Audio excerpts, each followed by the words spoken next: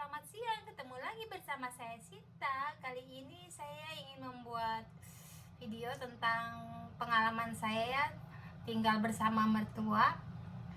Yaitu kayak pengalaman saya lah ya, tinggal bersama mertua saya di sini ya, khususnya dalam kehidupan saya sehari-hari.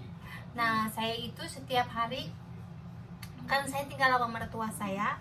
Nah, saya itu kan kalau dibilang mungkin kalian nggak tahu ya, kayak misalkan listrik, air, tempat tinggal, saya itu emang yang semua yang menanggung, maksudnya gratis lah ya, tinggal di mertua. Tapi kayak misalkan mau ada konflik atau ada masalah, jadi kita tuh harus nahan gitu, nahan emosi gitu. Kayaknya kadang-kadang saya tuh, kepala saya tuh mau meledak gitu ya. Tapi karena karena nggak mungkin kan saya mau berantem atau mau ribut dengan suami saya kalau misalkan di sebelah saya ada mertua saya. Jadi saya tuh selalu sabar dan bersabar.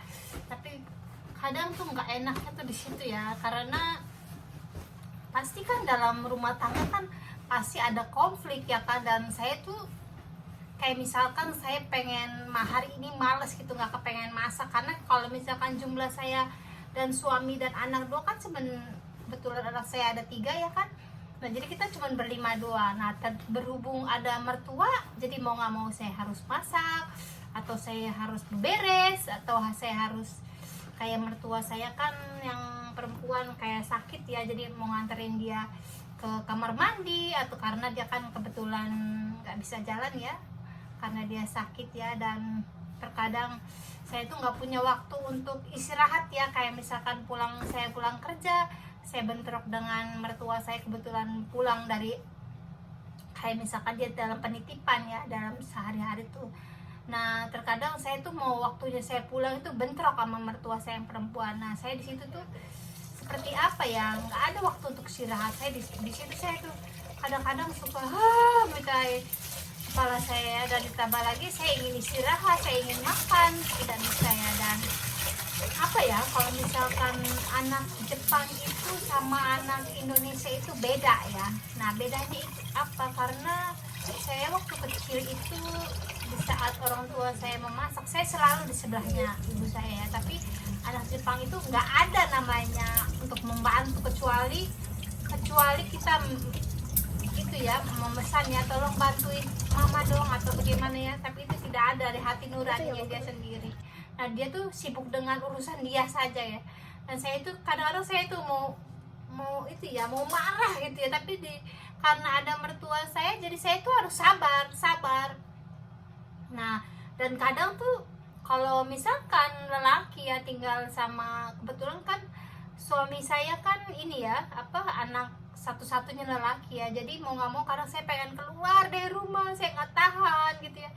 Tapi di saat itu juga saya pengen keluar, tapi mertua saya bilang nggak usah, karena di luar kan mesti bayar apartemen atau bayar tempat tinggal atau bayar listrik, bayar air. Tapi di sini juga saya tersiksa gitu ya. Memang sih saya di sini itu gratis, tapi di sisi lain itu kayak misalkan saya belanja ya, saya ngeluarin duit ya dalam kayak makanan semua ya. Tapi di situ juga memang ya, namanya juga saya tuh sekeluarga itu ada 7 orang ya, jadi lumayan banyak pengeluaran. Saya pikir sama aja, saya pengen keluar aja, cuman di sisi lain mertua saya selalu menahan. Nah, di situ nggak enaknya tuh ya, saya tuh kadang-kadang suka sama suami saya suka kesel gitu ya, pengen marah gitu ya, bagaimana, cuman dia tuh kadang-kadang tuh seperti anak kecil ya. Apa-apa kalau misalkan saya komplain, ntar dia lapor ke bapaknya.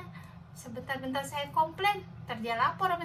Ternyata tuh kayaknya tuh nggak bisa enak gitu, kayaknya nggak bisa leluasa kayaknya. Jadi sepertinya tuh dia tuh tidak pernah menjadi seorang lelaki yang dewasa. Tapi di sisi lain juga saya juga kayaknya pengen marah, pengen cuman saya juga harus sabar. Di situ nggak enaknya tinggal sama mertua ya.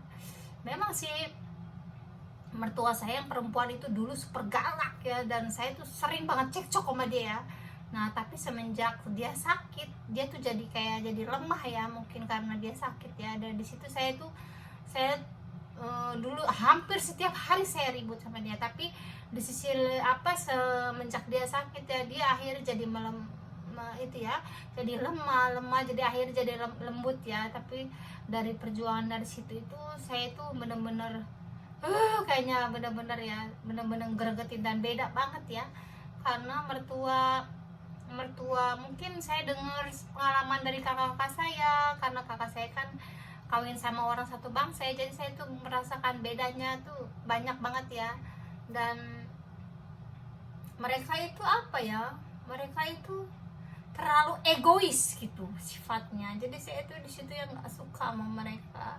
Anak-anak saya juga terkadang suka egois gitu ya, dia hanya mementingkan kepentingan mereka sendiri, kecuali kalau ibunya memesan gitu, tolong bantu ya, tidak ada namanya pengertian sama sekali. Jadi saya tuh kadang-kadang suka kesel ya. Tapi di sisi lain memang sih ada baiknya juga, saya nggak mesti bayar apartemen atau bayar sewa tempat tinggal, atau saya nggak perlu bayar listrik, bayar air.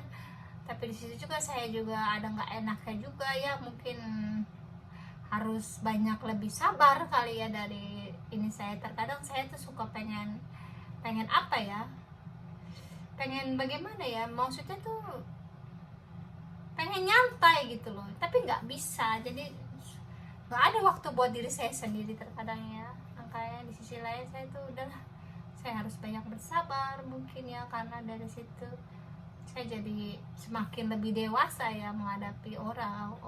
Apalagi saya tuh tinggal bersama mertua ya, jadi saya tuh lebih banyak bersabar. Dan apalagi mertua saya tuh sakit ya, yang perempuan, jadi saya tuh kadang-kadang suka emosi saya, atau kadang-kadang saya tuh nggak bisa meredam emosi saya tuh. Kadang-kadang barang tuh saya banting, kadang-kadang suami saya tuh ngini, kenapa mama, kenapa? Tapi ke sisi lain, dia ngerti kali, dia mungkin lama-lama dia lambat dia ngerti sifat saya tuh, saya capek gitu ya. Jadi dia kadang-kadang suka, ayo cepetan bantuin mama.